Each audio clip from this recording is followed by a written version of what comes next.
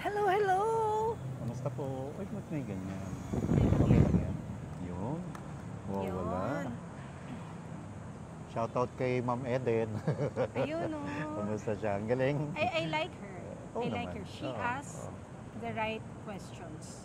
Parang siya nga lang yata yung maayos magtanong ngayon sa MPC, no? Actually, Marlon, ang magagandang sagot, may trigger yan ng isang tama at magandang tanong, no? Naman. Para makuha yung proper soundbite. Minsan, nakakatulong yun. Madalas actually, sa isang matalinong mamamahayag, ay matalinong principal Oo. or nagsasalita, maganda ang soundbite niya dahil tinulungan ng isang magandang tanong. However, the case is different sa PCO, Marlon. At alam mo yung laki ng frustration sa Presidential Communications Office ngayon, Marlon, no? Yung arte ng mga una na gawing maganda ang mga pamamahayag, magkaroon ng, how did we call it? Unicom? Unicom ba yung atin? O Unify, yung one messaging. one messaging na ginawa binago nilang nila, Unicom. rebrand nila, Unicom. Tapos, yung laging i-highlight ng lahat ng ahensya, yung achievement ng Office of the President. Nawala naman. Nawala naman. O di, alam mo Marlon, magkakaroon yun kung talagang na-retain yung mga tamang tao sa paligid niya. Naman, at kung talaga nagtatrabaho sila na Yun. maayos, At diba? kung yung political will nga niya ay makapag-deliver talaga ng isang magandang resulta bilang isang serbisyo publiko. However, dito sa Presidential Communications Office, Marlon, ang talagang ka-intriga, hindi intriga, ang talagang very acceptable, yung person, ay yung isang mamamahayag in the person of Ma'am Eden Santos ng Net25. Is she asking the right question because she's from Net25? Or she's asking the right question because Dahil journalist siya. yun yung pagiging journalist niya. Yung totoong journalist niya, ina-apply niya sa mga tamang tanong. Do you appreciate her kapag Naman. napapanood mo siya? Naman. Oo. Sa tingin mo ba, meron siyang deliberate act to annoy Claire Castro? Wala pati yung paraan ng pagtatanong niya, hindi Malumanay, no? malumanay, alam mo yun, hindi hostile, hindi nambubuli. Talagang malaman lang yung pagtatanong niya.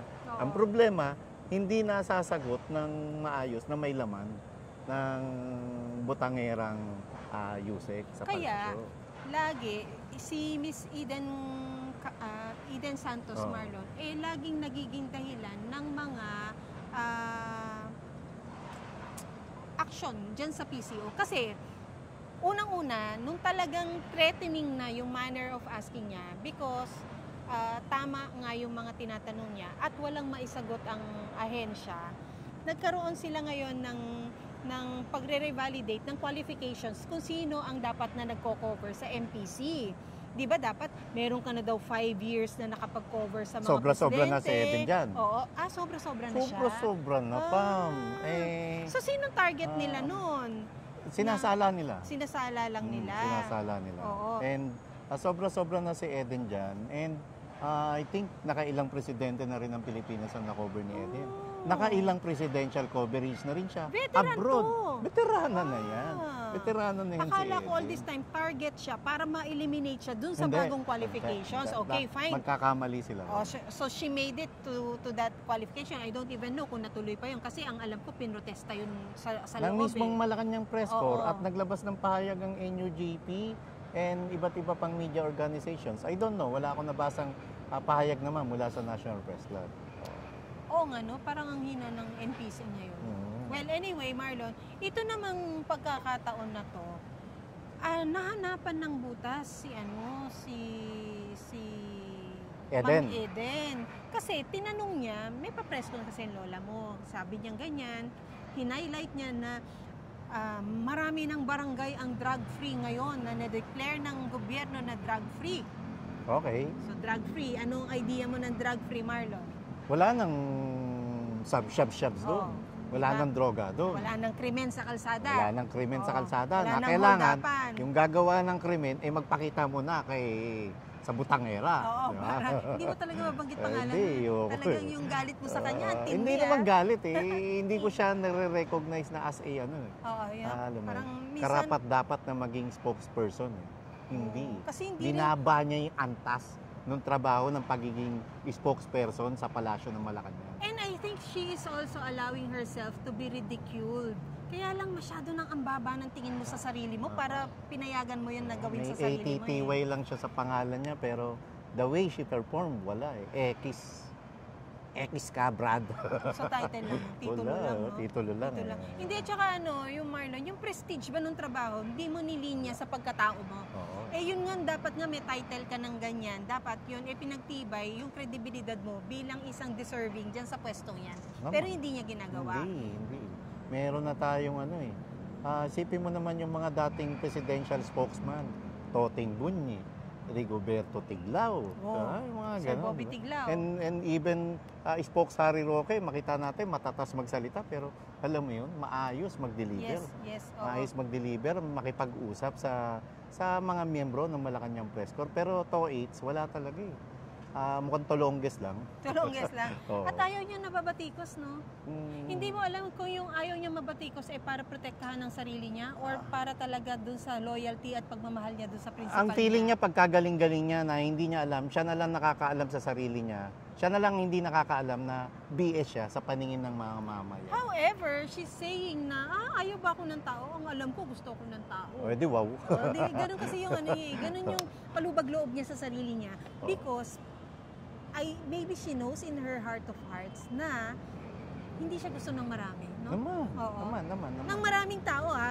Although, that is not personal. It is only the basis of how you present yourself to the public. Kaya nagkakaroon tayo ng ganito ding opinion na ayaw ka ng tao. Maaaring iba ka sa tingin ng pamilya mo, fine, that's yours. Iba ka sa paningin ng iba mong kasamahan dyan sa trabaho, fine, that's yours. But we do not see that. And if you feel like not showing it and you present yourself like that sa publiko na parang katawa-tawa ka, that's how also we will opine kung paano ka namin nakikita. Ang masaklap, hindi niya natutulungan ng principal niya. Hindi niya natutulungan ang bongbong. Hindi. Lalo niya lang nililigwa. Kaya pansinin mo, nung simula nung dumating siya sa palasyo, saan papunta ang ratings ng isang Bongbong Marcos? Talagang pabulusok talaga eh. No? Oo. Pero I think ako naman may nakikita akong naitutulong niya, Marlon.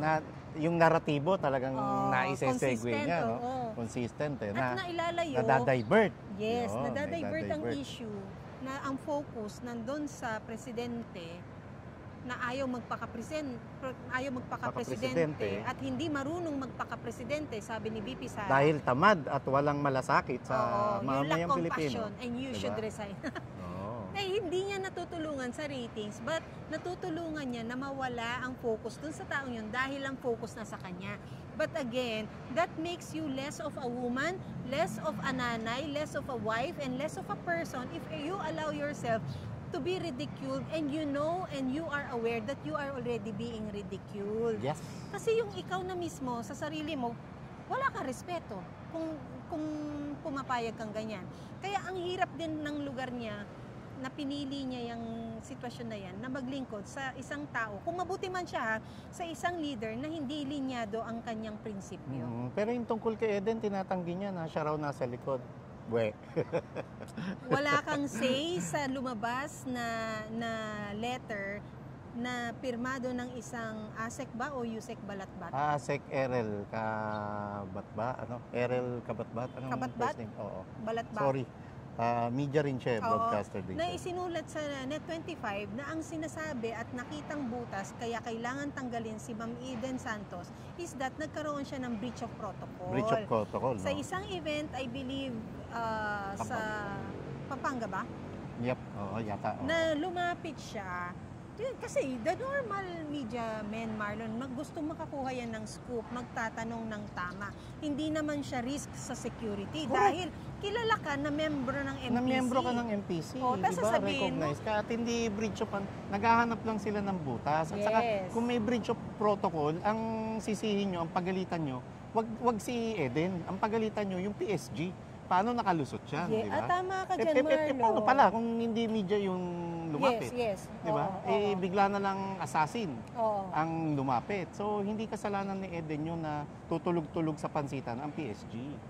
Ay, alam mo, tama ka dyan. Naman. Bakit nga? Probably because even the PSG recognizes her as a media for them to allow her na magkaroon ng proximity dun sa ano. Naghahanap sa lang ng butas tong mga to para tuluyan nilang mapagpag at hindi na makapag-interview ang isang Eden Santos sa palasyo ng Malacanang. Marlon, gaano ka-importante ang ahensya ng PCO? Sobrang importante. Siya yung nagkrakrap ng mensahe para sa Pangulo. Diba? At yung mensahe na yun, ito rin ang nagpapakita kung anong klaseng imahe meron ng Pangulo ng Pilipinas. Pero bakit hindi ma-perfecto? Walang perfecto, pero bakit hindi maayos? Kasi unang-una, hindi naman talaga maayos yung Pangulo para magpakapangulo. Diba? Walang maayos na governance na ginagawa. Walang maayos na trabaho. Ang ginagawa tuloy, dahil nandyan yung task ng isang butangerang opisyal, dinadivert nila. Ang nangyayari, ang naratibo nila, lagi na lang nangaaway sa tinuturing nilang kalaban sa politika na minsang pinakinabangan at ginamit ng Pangulong Marcos. Ang nakaka-frustrate dyan, Marlon, no? Imbis na yung mensahe mula sa opisina ng Pangulo, ang kanyang ibinababa sa maraming tao, issues lagi against the Dutertes. Yun nga mabigat eh. Walang accomplishment. Totoo. Walang accomplishment. Samantalang dapat ang briefing niya, ito na ginawa ng presidente. Nandito na tayo. Ito na tayo. Diba? Ang nangyayari, puro pagbatikos. Pagsalita lang isang BP Sara, kinokontra niya. Diba? Umutot lang nga yata si BP Sara, kokontrahin niya pa eh. Ganyan ka, na wala silang direksyon. Wala silang direksyon at napakabakya ng management style nila sa PC. Nawala yung prestige, no? Wala. Na ano talaga. Nawala. Tapos, Marlon, tanungin mo siya sa mga issues ng lipunan, walang maisagot. Correct. Lagi ang sasabihin, babalikan ko po kayo, tatanungin po natin yan sa nararapat na ahensya. Ang catch dito, may pinakitang datos. Very recent lang. Yung datos na yun, ano yun? Na yung mga drug-free na barangay daw. So, ilan yun? So, marami ito at dahil, Marlon, ang kapal nung file eh. So, nakahingi na finally. Kasi isa din si Ma'am Eden Santos sa nagtanong na ano-ano po yung mga barangay na yon, saan po ito, at saka ano po ang bilang nila, at kailan po yung date na ito ay it started to become a drug-free city or community. Ang sinagot nito ay babalikan ko po kayo, kukunin natin sa kanila. Yung how can you already drumbeat an information like that without you having the information on Hindi mo kayang suportahan ng dokumento, di ba? Because yun already, no, kung matalino nga yung press secretary, not press secretary, yung spokes na yan, Marlon, alam niya din dapat i-assume kung ano yung magiging follow-up question ng media men. Correct. Para alam niya yung backup na hawak niya at napag-aralan niya. Correct. Ang masaklap, nakakuha ng kopya ang isang Eden Santos. Kasi binigay din naman binigay din naman sa kanya. Ang catch doon, yung kalahati ron, sa ganong kakapal, blanco. Mga bond paper, yun ang literal na budol-budol, Pamela. Alam mo ba saan nagsimula yung budol? Sa ganyan. Yung yung may lolokohin na, kunyari, parokyano, na ito, may binibentang ginto. Tapos bibigyan papakitaan ng pera na pinaka-props nila. Tapos yung perang yun, nasa ibabaw, yun lang ang totoong pera, pero yung laman nun, puro papel. Yan din ang budol. Nabudol mismo. Yung report ng Palasyo ng Malacanang, yung report ng Pangulo, na ganito karami yung di umano'y malaya na at wala ng droga sa mga barangay na to, budol. Criminal act talaga, no, Marlon? Tingnan mo. Dahil talagang pinatunayan nila na budol talaga tong administrasyon to. We can already expect, Marlon, no? Dahil nga pinakitaan ng ebidensya ng isang Eden Santos yung nakalahati ay mga bond papers, Marlon. Paano naman nila ngayon ika-counter yan? May sisisihin ba silang admin personnels? Nakagaya ng pagsisisi ng isang Stella Kimbo, Marlon, nung maraming blanco, sinabi, finila pa niya ng mga clerk, ng mga ganito, ng mga technical members. kanino isisisi to na bakit Sa napasama? staff. O, di ba? Bakit napasama? Ano yan? Mga printing error, sasabihin. Di kaya may sumabotay na? Oo, May no? nag-ipit, Hindi, di ba? ilang O, copies yung nagbigay dyan? na-distribute Sino na ba ganun? ipigay ng Maro? Ang tanong, oo nga, no? Hindi na ba si Para Dale? ibigay. Alam ko nilipat na si Dale sa Radio TV? parang ibang department, DICT or oo something, nga ano, yata. di ba? Nailipat kaya may konting regodon doon eh. Oo. Nakakatuwa yan. Ayan, literal na budol sa loob ng PCO. Budol-budol kang, no, Oo, Marlon? budol-budol ka. And, alam mo yung pinagmamalaki lang figure, ilan ba yan? 1,000? Meron ka bang kopya, Pam? Kasi, Pam, i-google Hindi nga natin. figure, Marlon, Walang eh. figure. Ang binibigay lang nila, ang ine-emphasize nila dito, Marlon, barangays, name of barangays, name of the communities. Pero matatandaan mo, Marlon, nung si PRRD, Unang salta pa lang, alam mo ilan agad na sumuko Ilan? ng mga drug personalities? 1.2 million at on the record yan. On the record yan. Nakikita, Mga di ba, may- katetet keebon. talagang literal na Literal. gusto magbagong buhay Ma'am, kaysa nakita mapasama. natin. Oo, nakita Oo. natin talagang sa bawat barangay, talagang pumipila na sumusuko Hmm. sila at nagpapalista. Yung ibang barangay officials nga nagugulat, uy, gumagamit pala ng ipinagbabawal na dito si Pogi. Oo. Uy, gumagamit pala, nagulat May ganun sila. discovery. Na talagang merong willing and able na magbagong buhay. At talaga namang, alam mo yun, kahit papano, nahinto yung paglaganap ng ipinagbabawal na G. Alam mo bakit, Marlon, Mm. na ganon? Kasi nagpakita rin naman ng puso ang isang PRRD. Nagpakita ng puso at nagpakita ng kamay na bakal at political will. Actually, more than that, nagpakita siya ng puso na yung sa mga susuko, bibigyan ko kayo ng pagkakataong magbago. Tama. Hindi niya sinabayan yon ng isang kamay na bakal na kapag sumuko kayo, hinarap niya at ni-rifle niya isa't isa. Hindi ganun. Binigyan niya ng puso, binigyan niya ng sinseridad yung proyektong yon, yung project na yon. Binigyan niya ng talagang pagkakataon na ito na ang chance ninyong magbagong buhay. So, hindi niya ito sinabayan ng pamumulitika or anything just for the optics of it. Walang ganon. Binigyan niya talaga ng, basta puso, na ito ang maaring, pinresent niya ang pros and cons eh. Dahil gusto kong isabatas, gusto ko talagang maging successful ang programa ng War on Drugs, Marlon. Pinakita niya na ito ang harm na pwedeng mangyari. That's why, sila mismo na gumagamit, sila mismo na biktima ng sarili nilang maling disposition sa buhay, kaya sila nanulong, mas minarapat na ipresenta ang mga sarili nila. Correct. At nagtatrabaho talaga Oo. ng tapat at totoo ang isang Rodrigo Roa Duterte. Hindi katulad sa presidente ngayon na may mga na-recover na tuneladang shabu sa alitagtag. May na-recover na mga pinalagpas. Hanggang ngayon, wala tayong naririnig kung sino nagmamay-ari niyan, kung nasa na yung mga mastermind niyan, yung utak niyan, at kung saan talaga galing yan. Diba? Wala talaga eh. Kay PRRD yan, tiyak, meron ng resulta yan. Sa ngayon, wala, nga. Yung ngayon kasi, it is very impossible for you to do it bloodless, Marlon. And the emphasis of the current administration's achievement is bloodless yon. And then, can it being bloodless, now, a file of supposedly many barangays na drug-free, tapos bubuklatin mo na wala naman yung mga datos na kailangan. Unang-una, date. Kailan nag-start ang operation? And then date, kailan ito na-clear? Wala. Anong specific barangay? Wala. Ang nakalagay lang doon, sabihin natin barangay tapos number of barangays. Walang specific name kung ano yung mga barangay na yun. Walang record kung sino yung mga taong involved. Kung sino yung mga taong, sabihin na natin yung mga biktima ng pinagbabawal na gamot. Ano na ang proyekto na nag-aabang sa kanila para sa kanilang rehabilitation? Wala.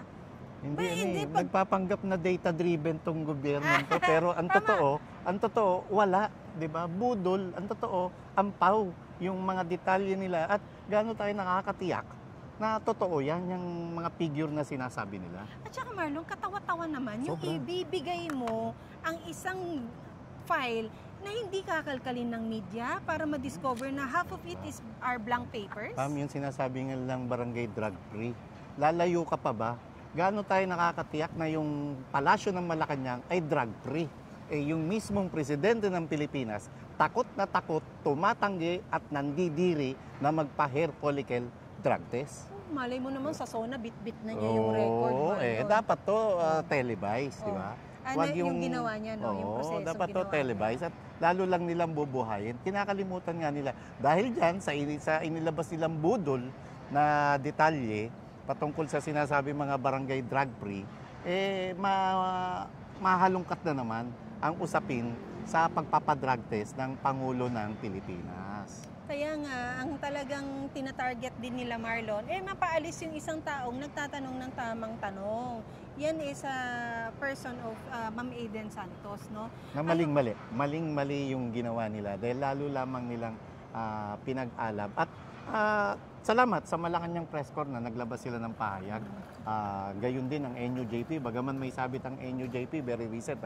Remember, kinall out ang attention ni Vice President Sara Duterte yung Manila Times saka Manila Standard. Ang gusto ng NUJP, pagka raw may mga ganong misquoted kay BP Sara, wag nang i-publicize. Dapat dumirekta na sa desk. Pagka kayo nako-call out, dapat direkta. Pagka si BP Sara, talagang kahit anong salsal ginagawa nyo. Di ba? Mapalaki nyo lang istorya. Magmukha lang siya masama sa publiko. Yun ang masaklap dyan. Di ba? Parang ayaw nyo nako-call out sa mistake. Because this proves now, Marlon, that ito yung entitled journalism na tinatawag Yung they feel that they are God's gift to journalism. No? Ang dami niyan. Yung ang dami feeling niyan. nila, Diyos ko. Nakala mo sila na pagkagaling-galing. At ito, ang dapat maging debate sa mga eskwelahan, sa communication, sa universities and colleges at sa mga journalism na kumukuha ng kursong ito na dapat gawin nilang batayan yung ginagawa ngayon ng Palasyo ng Malacanang kay Eden. Diba? Dapat to yung mga kabataan gustong sumabak sa industriya ng pamamahayag maging inspirasyon nila na gusto ko maging ganito ako, mag-ala-Eden ako. Isama mo na rin. Matapang ako at wala akong takot na magtanong ng gusto kong tanungin para sa ibibigay na tamang impormasyon at kaalaman ng mamayang Pilipino. Dahil wala naman siya nilalabag na batas. That's why I was going to say, Marlon, na kasama ng mga journalism students, isama mo na rin ang mga legal students kung ano ang interpretasyon nila sa batas ng paninikil ng kalayaang mamahayag. Correct. Diba? Correct. Tama. Ano ba ang sakop ng freedom of speech, freedom of information, yung freedom to many things, no? Kasi iba-iba daw. Sabi nila, Marlon, ang galing ng isang lawyer nasa interpretasyon nito sa batas. Pero ang atin, sa simpleng mamamayan, ano ang interpretasyon mo ng batas? Kung ikaw lang ba ang makikinabang dito, tama ang batas na yon? Kung ikakatama or ikakabuti ng marami, mali ba ang batas na yon? Ganun, no? Ang kagaya ng challenge na meron ng isang Eden Santos ngayon, Marlon. I don't even know kung nagko-cover pa siya o talagang tinanggal na siya Alam ko nandiyan pa rin. Siguro hindi pa rin nagkaroon ng finality. At ako man sa Net25, hindi ko gagawin yun. Kasi call ng Net25 yun. Unless na hindi nila papasukin sa Palasyo ng Malacanang si Eden. Hindi gagawin ng Net25 kung compliant naman compliant. Diba? Ang dami. Kung pumasa ka naman sa qualification and just because of that certain at saka alam nila, hindi security risk. Hindi kasi security risk. Si Ma'am para Eden. nga ipatuloyin mo, Marlon. Ibig sabihin, even the PSGs, they know na media ito. Correct. Tama. Tama ka din dyan. Dapat balikan kung meron kayong arte ng security yung breach of protocol na sinasabi niyo. Hindi kasalanan ni Ed. Talaga PSG ang Remember, Pam, may isa tayong campaign rally. Binibida ko yung batang reporter ng online, di ba? Sabi ko, ang galing mo. Kasi tumawag siya, hindi makapasok yung ilang media tinawagan ako, Sir Marlon, saan ka? Di pinasok ko. Di na-ambush interview niya si Attorney Vic, di ba? Sabi ko, ang galing mo, ate. Yun yung mga gano'n, nakapuri-puri yun, yung mga batang journalist. Pero si Ate Eden, hindi na bata yan. Pero di ba usually ganyan? Veterana na yan. Di ba pagka ganyan, Marlon, at least meron ka man lang verbal warning na we're calling you out for the first time and if you do this again, dapat ganun na lang. At hindi yung outright agad-agad. Request mo, patanggal. And nasasaktan kayo. Nasasaktan kayo sa makamandag na mga katanungan ng isang Eden Santos. Napaghahalata tuloy na talagang tinatarget lang siya, no? Kahit Sobra. anong denial meron ng isang kleng-kleng na hindi siya ang nag-utos nito, pero dahil siya ay nasa senior undersecretary position, imposibleng wala siyang alam sa mga galawan. Napaghahalata rin sila na hindi nyo kaya ang isang Eden Santos. Na kahit, alam mo yun, katotohanan pa rin talaga eh. At saka yung pagiging professionalism ng ng isang Eden Santos, galing, saludo. Ang galing po. At ito rin, Marlon, no, napaghahalata na talagang hindi sila totoo sa mga impormasyong binibigay nila dahil alam natin na maraming tinatago at maraming impormasyon na hindi tama ang ibinibigay sa publiko, no? Palaging, alam nga natin, we know to compare journalism versus propaganda, Correct. no? Correct. This, what they're doing is what we taught them to do during the campaign. The perception of perception war? Perception war. Perception war, di ba? Na yung kontrolado mo ang naratibo dahil alam natin nung campaign fragile ang principal. Naman. But it just so happened and very frustrating, Marlon, na it's no longer the campaign period. You are already where Nakaupo ka na. we put you. Magtrabaho ka na. Diba? Magtrabaho ka na. And the perception now is your deliverables, is your output, is your performance itself. Correct. Yun dapat ang ihain nyo sa publiko, hindi yung si Eden Santos na gumagawa lang ng tamang trabaho. Ginagawa niya lang ang kanyang trabaho. But to you, Ma'am Eden, salute. And Saludo. sana po Mag-ingat po lagi. maging modelo ito ng Oo, marami maging pang modelo. media personalities. Correct, natin, no? correct. Maraming salamat po sa inyo at lagi ninyo kami napagtsatsagaan. Ako po si Pam. Ako si Marlon. Narito tayo sa third floor studio na Mind Your Own Opinion. Don't forget LSS. Like, share, subscribe at yung DSA na Don't skip ads. CYL. You Thank you, miss Lord. my ball pen? Bye guys! God bless because God is the best. Bye-bye po. Ingat.